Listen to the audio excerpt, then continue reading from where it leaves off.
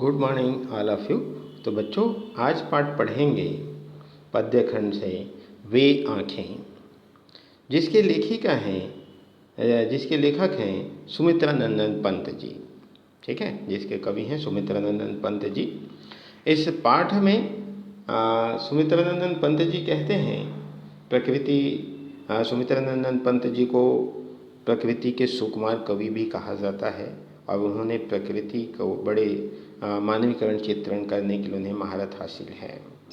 तो इस प्रकार से इस पाठ के माध्यम से सुमित्रानंदन पंत जी यह बात कहते हैं कि प्रगतिशील दौर की कविता है ये, और इस प्रगतिशील दौर की कविता में करारा प्रहार करते हुए युग युग से जो शोषण के शिकार होते आए हैं किसान, उन किसानों के जीवन और उन किसानों के जीवन को आहत करता दुखद बात, या स्वाधीन भारत में भी किसानों को केंद्र में रखकर व्यवस्था ने निर्णायक हस्तक्षेप नहीं किया। अर्थात आज भी और प्राचीन काल में भी किसानों की वही कष्टपूर्ण जीवन है, दुखपूर्ण जीवन है। इस को चित्रित करते हुए कवि कहते हैं, अंधकार की गुहा सरीखी उन आँखों से डरता है मन, भरा दूर तक उनमें दारुण दैन्य दुख का निरोधन, वह स्वाधीन किसान रहा अभिमान भरा आँखों में इसका, छोड़ उसे मझधार आज संसार का गार सदृश बह खिसका।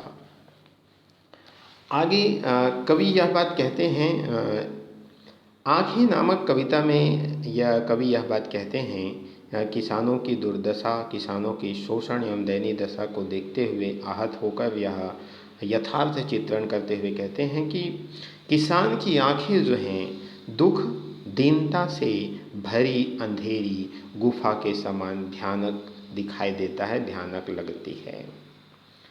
और कहा गया, उन आँखों से डरता है मन, भरा दूर तक उनमें दारुण। यह बात कहते हैं, जिस प्रकार अंधेरी गुफा के भीतर झांकने से डर लगता है, भय होता है, उसी प्रकार किसान की आँखों में देखने से भय लगता है, क्योंकि उनमें रोशनी की कोई चिंगारी नहीं दिखाई देती, रोशनी की कोई चिंगारी नहीं दिखाई देती, अर्थात उनमें आशा की कोई किरण शेष नहीं है।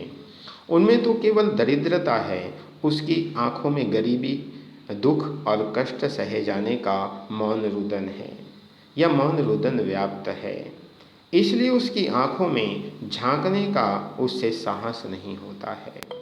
भरा दूर तक उनमें दारुण दैन्य दुख का नीरव रोदन, केवल रोदन ही रोदन है, अर्थात ये बात कहा गया रोदन व्याप्त है, इसलिए उसकी आंखों में झांकने का उसे साहस नहीं होता है। और आगे बात कहते हैं, वह स्वाधीन किसान रहा अभिमान भरा आंखों में इसका, छोड़ उसे मझधार आज संसार का गार सदृश बह खिसका, बह खिसका। कवि बात कहते हैं, आज स्वतंत्र भारत